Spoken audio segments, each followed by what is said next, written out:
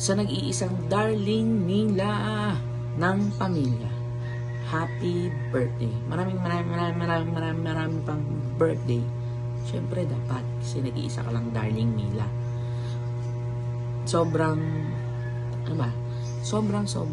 salamat sa presensya mo sa buhay namin ni Papa. And sobrang thankful ako kasi of all people, ikaw lang yung nag-step up simula nung mawala si nanay. Kaya sobrang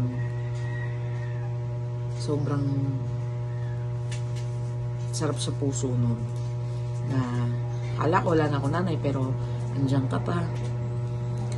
And gaya din nung lagi mong sinasabi sa akin na, Ina anak, andito lang ako. Ganon din ako sa'yo na, darling Mila, andito lang din ako. Andito lang ako lagi. Salamat kasi mas naging magkakilala tayo. Mas naging close. Kasi nagkakaroon tayo ng personal time mag-uusap. Alam ko, lagi akong kasama kami ni Papa sa prayers mo. Alam ko yun. Kasi nararamdaman ko yung pagmamahal mo eh. At iyak ako. Ba't ako naiyak? Naiyak ako kasi sobrang mahal kita.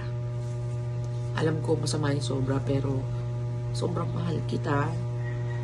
At lagi mo din tatandaan na andito lang din ako. Isang chat mo lang, isang tawag mo lang, kahit saan ako nandun, pupuntahan kita. Kasi ganun kita kamahal. Salamat sa buhay mo, darling Mila. Salamat sa pagmamahal. Sana mas humaba pa yung buhay mo para mas makasama ka pa namin. At ayun, mahal na mahal ka namin. Happy birthday ulit, darling Mila. We love you.